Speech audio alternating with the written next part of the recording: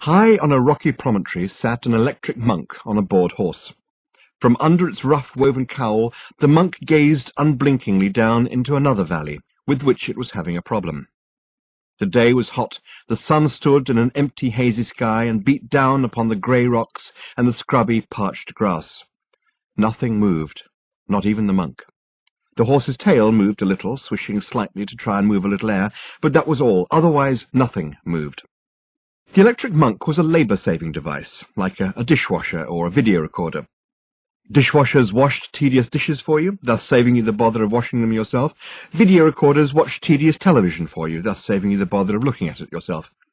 Electric monks believed things for you, thus saving you what was becoming an increasingly onerous task, that of believing all the things the world expected you to believe.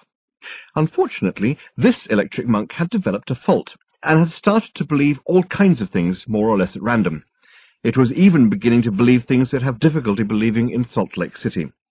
It had never heard of Salt Lake City, of course, nor had it ever heard of a quingillion, which was roughly the number of miles between this valley and the Great Salt Lake of Utah. The problem with the valley was this. The monk currently believed that the valley and everything in the valley and around it, including the monk itself and the monk's horse, was a uniform shade of pale pink. This made for a certain difficulty in distinguishing any one thing from any other thing, and therefore made doing anything or going anywhere impossible, or at least difficult and dangerous. Hence the immobility of the monk and the boredom of the horse, which had had to put up with a lot of silly things in its time, but was secretly of the opinion that this was one of the silliest. How long did the monk believe these things? Well, as far as the monk was concerned, forever. The faith which moves mountains, or at least believes them against all the available evidence to be pink, was a solid and abiding faith, a great rock against which the world could hurl whatever it would, yet it would not be shaken. In practice, the horse knew 24 hours is usually about its lot. So what of this horse, then, that actually held opinions and was sceptical about things? Unusual behaviour for a horse, wasn't it? An unusual horse, perhaps? No. Although it was certainly a handsome and well-built example of its species, it was nonetheless a perfectly ordinary horse, such as convergent evolution has produced in many of the places that life is to be found. They have always understood a great deal more than they let on. It is difficult to be sat on all day, every day, by some other creature, without forming an opinion about them. On the other hand, it is perfectly possible to sit all day, every day, on top of another creature, and not have the slightest thought about them whatsoever. When the early models of these monks were built, it was felt to be important that they be instantly recognizable as artificial objects. There must be no danger of their looking at all like real people. You wouldn't want your video recorder lounging around on the sofa all day while it was watching TV. You wouldn't want it picking its nose, drinking beer, or sending out for pizzas. So the monks were built with an eye for originality of design and also for practical horse-riding ability. This was important. People, and indeed things, looked more sincere on a horse. So 2 legs were held to be more suitable and cheaper than the more normal primes of 17, 19, or 23.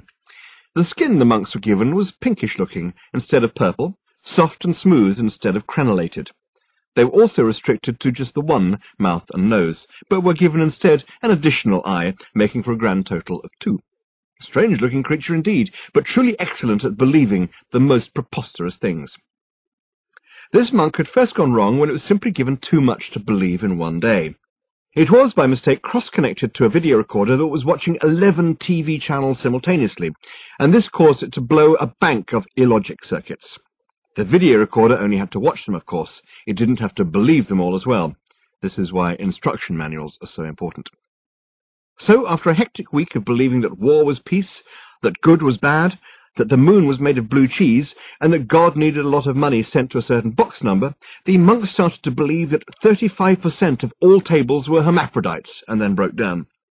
The man from the monk shop said that it needed a whole new motherboard, but then pointed out that the new improved Monk Plus models were twice as powerful, had an entirely new multitasking negative capability feature that allowed them to hold up to 16 entirely different and contradictory ideas in memory simultaneously without generating any irritating system errors, were twice as fast and at least 3 times as glib, and you could have a whole new one for less than the cost of replacing the motherboard of the old model.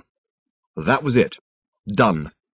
The faulty monk was turned out into the desert where it could believe what it liked, including the idea that it had been hard done by. It was allowed to keep its horse because horses were so cheap to make.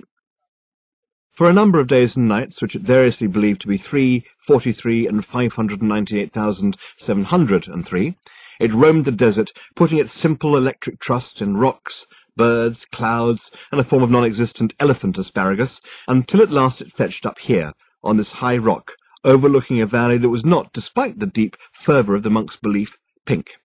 Not even a little bit. Time passed.